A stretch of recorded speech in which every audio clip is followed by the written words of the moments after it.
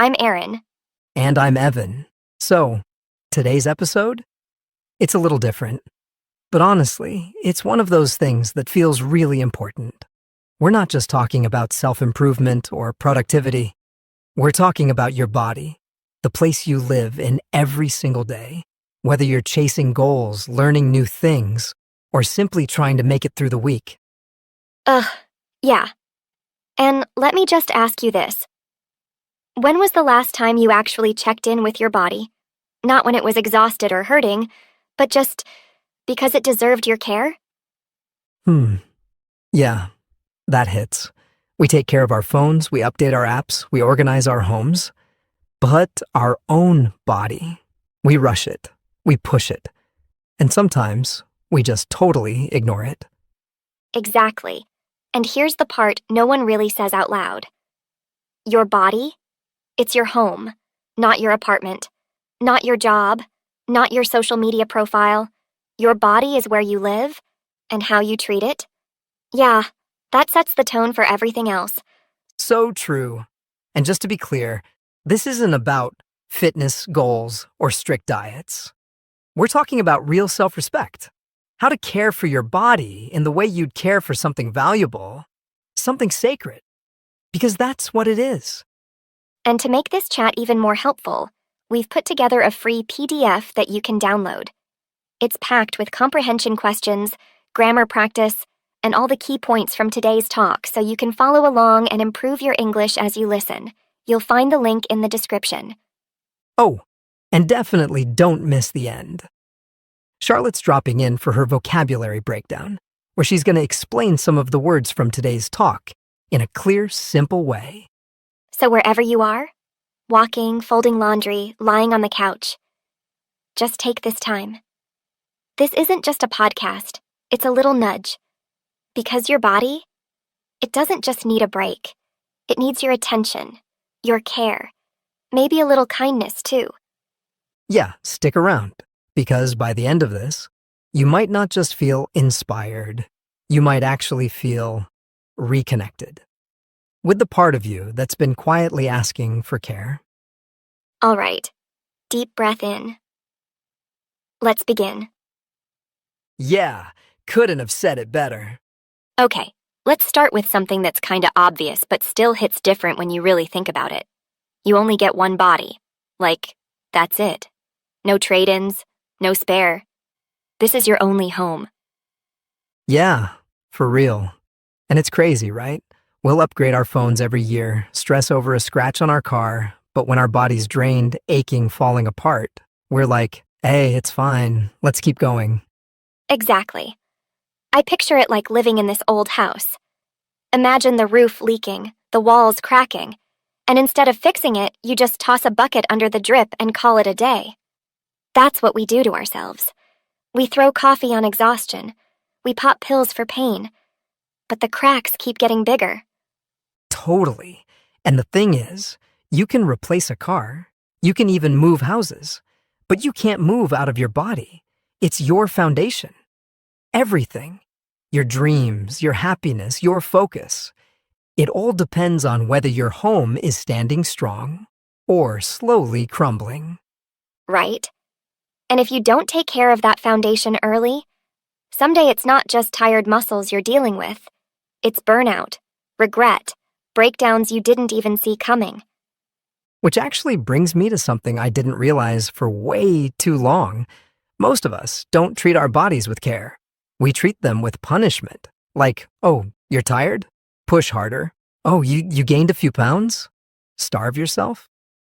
It's brutal when you step back and actually hear the way you talk to yourself. Yeah. Been there. I used to think feeling worn out meant I was weak. Like, needing rest was a flaw I had to fix. And I'd punish myself even more. Less sleep, more work, no mercy. Same. There was this one time in my first job, I was pulling crazy overtime, barely eating real meals. And when I finally got sick, I was mad at my body. Like, what? Dude, you're the one who wrecked it. Exactly. It's like yelling at a car for breaking down after you drove it on empty for 300 miles. What we should be doing is flipping the script. Less punishment? More gratitude? Instead of saying, ugh, I hate how tired I feel, maybe it's, wow, my body's been showing up for me nonstop, and it's finally asking for a break. And honestly, when you start thinking like that, it's not about fixing yourself anymore. It's about taking care of your closest ally, the one that's been carrying you all along. And speaking of ally, let's talk about how we fuel this thing. Because man, for the longest time I treated food like a prize. Or worse, like a punishment. Same. It was either, I deserve this giant pizza, or I need to eat nothing tomorrow to make up for it. It was all about guilt and reward, not energy. Exactly. And the real shift happened when I started seeing food as literal fuel. Like, my body's not a trash can, it's an engine. You wouldn't pour soda into a race car and expect it to win. But we load up on junk and then wonder why we're sluggish and cranky. Yep. I remember this one week where I lived off vending machine snacks because I was too busy to cook. By Friday, my brain felt like it was swimming in syrup. I couldn't focus, couldn't think straight. And it wasn't because I was lazy. It was because I was running on garbage fuel. Exactly. It's not about perfect eating either. It's about being a little more intentional, choosing things that nourish you, things that actually leave you feeling recharged, not wrecked. Small shifts, man. Like swapping just one sugary snack for something real. Drinking more water. Choosing fuel that respects your engine instead of wearing it out. Totally. It's the little things that add up. You know, one thing that really changed my mindset was realizing movement isn't punishment, it's maintenance. Like basic maintenance for your body, the same way you'd get an oil change for your car. Exactly. And it's so weird how we treat exercise like it's some kind of punishment for eating pizza or missing workouts. Ugh. When in reality, your body was designed to move. It craves it. Yeah. And I'm not talking about killing yourself at the gym 6 days a week. I mean little things. Stretching, taking a walk, dancing in your living room. Moving because you want to feel alive, not because you're trying to earn your next meal. Totally. Movement is like brushing your teeth. You don't brush because you sinned. You brush because it keeps things clean and healthy. Same with your body. It's about keeping the system tuned and flexible, not punishing yourself. Honestly, even a 10-minute walk after dinner can revitalize you way more than scrolling on your phone for an hour. And just like movement is maintenance, rest is repair. And man, do we underestimate this? Rest isn't laziness. It's literal survival. Yeah, no kidding. I used to think if I wasn't grinding, I was falling behind. So I'd stay up till 3 a.m. working on projects, thinking I was being productive. In reality, I was just overloading my brain. Same. And the worst part? When you're running on empty, you think you're being efficient, but you're actually slower, moodier, and way more scattered. Your brain can't function without sleep. Your body can't heal. Sleep isn't optional, it's a non-negotiable. Exactly. When you skip real rest, you're basically trying to build a house on sand. It doesn't hold up. Proper sleep, proper pauses. That's when your body does its magic. That's when it rebuilds you. Rest isn't weakness, it's strategy. And that brings us to something a lot of people don't want to hear. Pain isn't your enemy. It's a messenger. Yeah, it's like your body has its own little warning system. Pain is your body's way of waving a red flag saying, hey, something's off. Please listen. Exactly. But what do we do most of the time? We get mad at the pain. We drown it out with caffeine, numb it with painkillers, ignore it until it's screaming. Ugh, yeah. I remember one time when my back started acting up. I thought, it's nothing, it'll go away. So I kept working crazy hours, barely moving. Weeks later, I couldn't even sit properly. My body wasn't punishing me. It was pleading for help, and I wasn't listening. That's the thing. When you feel pain, Whether it's physical or emotional, it's not weakness, it's wisdom. Your body is way smarter than you give it credit for. And every small ache, every bit of tension, every deep exhaustion, it's information. Yeah, your body's always talking to you. It's just, are you willing to listen before it starts screaming? Because if you listen early, you can heal early. If you don't, well, you get a full shutdown you didn't ask for.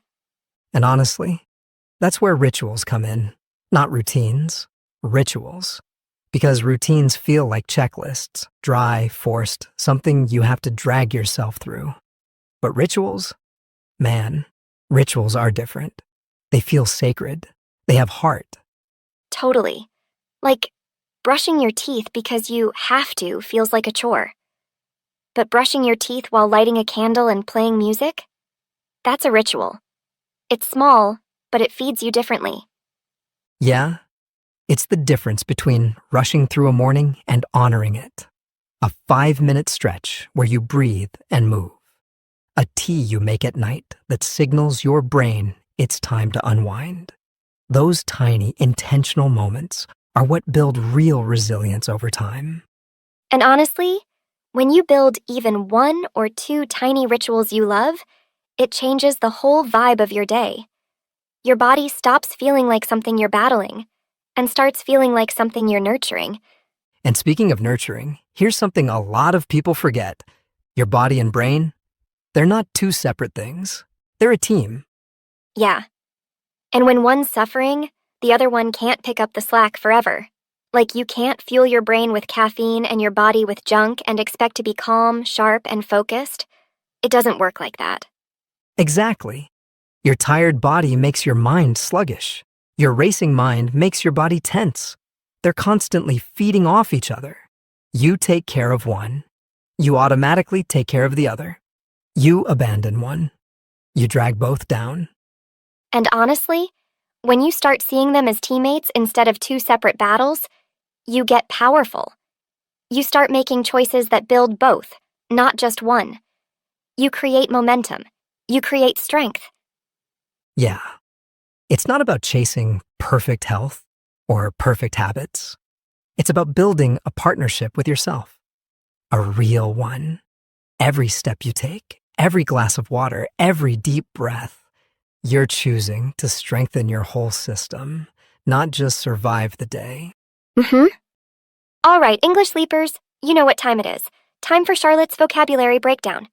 She's going to walk you through some of the key words we use today so you can understand them better and start using them naturally yourself. Take it away, Charlotte. Hey everyone, it's Charlotte. Let's quickly break down some of the useful words from today's episode. Ready? Let's go. Foundation. Meaning, the basic support that everything depends on. Example, good communication is the foundation of a strong team. Gratitude. Meaning, a feeling of being thankful. Example, I showed gratitude by writing a thank you note to my teacher. Sluggish. Meaning, moving slowly and without much energy.